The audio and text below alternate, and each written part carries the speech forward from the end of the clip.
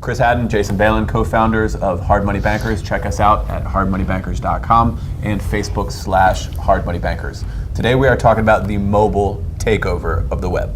We go through the importance of mobile-friendly websites and having a clear call to action so your customers know exactly what to do when they're on your website. Check it out right now.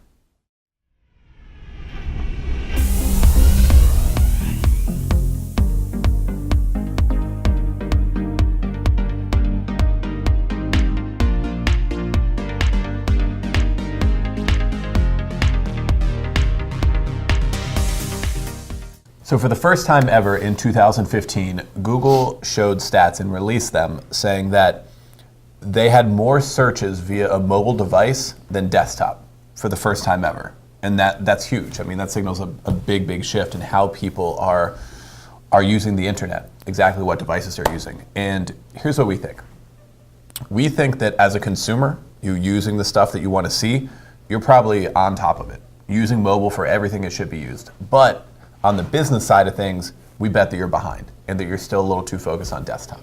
Yeah, I would agree that that's true. And we've also noticed this firsthand inside our business just through something as simple as Google Analytics stats that most small businesses have. Like, that's usually just 101 stuff of throw some Google Analytics on your site so you know exactly where stuff's coming from. Sure. And everything that we've seen is it's been, you know, it's not that it's like a 90-10 curve, but it's over 50% of our viewers are coming from these devices, iPhones, iPads, anything that are mobile devices.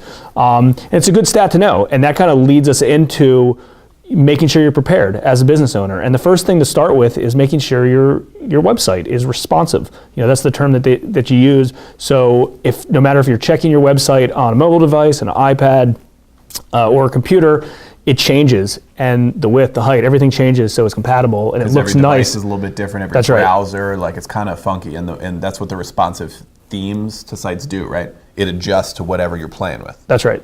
Yeah. That's right. So, you know, about 6 months or so, we changed ours up, and I've noticed going to a lot of competitors' websites and a lot of other people's websites that, you know, they're getting the clue, because the thing is those old school PC sites, if you're used to it, the old school websites, it's just one site, and you know, you're scrolling, you're getting bigger, you're getting smaller, you're trying to scroll bars. Like, it's an absolute mess. You can't navigate. Yeah, you can't navigate with it. So you need to make sure you have good experiences. Click to call, right? We're going to get to this in a second, but you know, a lot of people want the ability to, they go to your website, they see it for informational purposes, they click a button because they're on a mobile, and it automatically calls.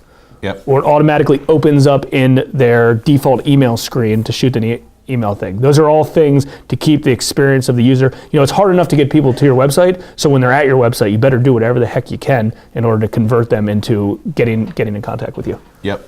Along those lines, in terms of having the right theme and everything else, if you have an app involved in your business, you can definitely plug your app. If you go to a lot of bigger companies, when you go to their mobile site, you know it's going to pop up, download the app from the App Store right now. Yeah. Because an app can do more things on your phone than a website can, because it's downloaded to the phone, and it can control push notifications and calendar stuff and other things too. If you have an app associated with your business, a lot of people in small business and real estate and everything else might not have an app going on, but it's an option. Yeah, and also you can control the user experience, and you control exactly what you want them to do. A lot of apps aren't full websites or aren't full areas like a website is. You know, just because it's to that. You know, I kind of got frustrated the other day because I was trying to download this Robert Kiyosaki cash flow game, and I only could do it on my iPad. I couldn't do it on my iPhone app, and you know, I'm just assuming the reason is the user experience wouldn't have been good on the iPhone, so they created for an iPad first based on the way that it was set up. So,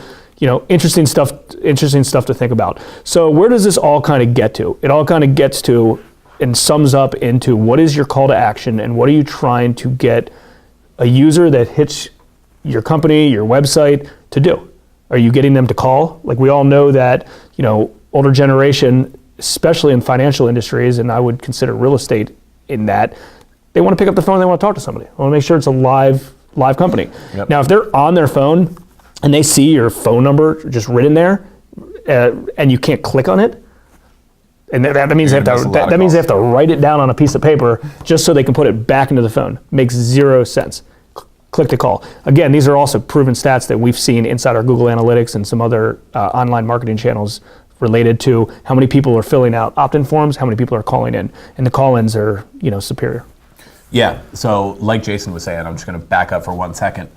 Figure out your best trigger, your best call to action for your business, what you want your clients to do. A lot of people, like we're in real estate, and a lot of the people who watch our stuff are as well. A lot of those people want to call. That's their best lead. A real estate agent, maybe a real estate investor who's looking to find sellers, people who want to sell their property, who's going to buy it for a discount. A call is oftentimes the best lead. At our lending company, it might not be. We might want a longer form with some details so that we can screen out, because we get a lot of apps.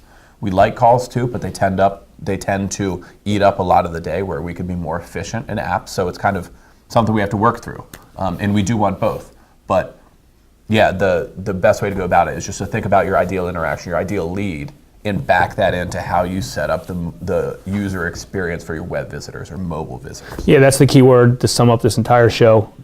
Look into your user experience, kind of re-examine where it's at, figure out the types of things you're doing, offline and outside your business, and then bring them into your business and say, wow, this website could use some work, or, this web form, or whatever. But just make sure what you're doing as you're moving forward is mobile friendly, because that's where we're getting at. And, as time goes by, more and more people are going to be using these devices for everything. It's all about this right here. Like I went to get my tire fixed this morning, because I had a leak in my tire.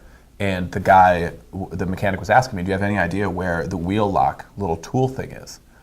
And I immediately pulled out my phone and started searching on it, an Audi A6, blah, blah, blah, where's the wheel? I was standing in front I wasn't even gonna look around. I wasn't even gonna look for it. I was Googling it on my phone, and we found it. So, point being, this isn't going anywhere. So get your business adjusted to how people are interacting with your stuff online using their phone. Cool, that's about it. Sums it up. Yep. Till next time, guys. Thanks a lot. See you next time.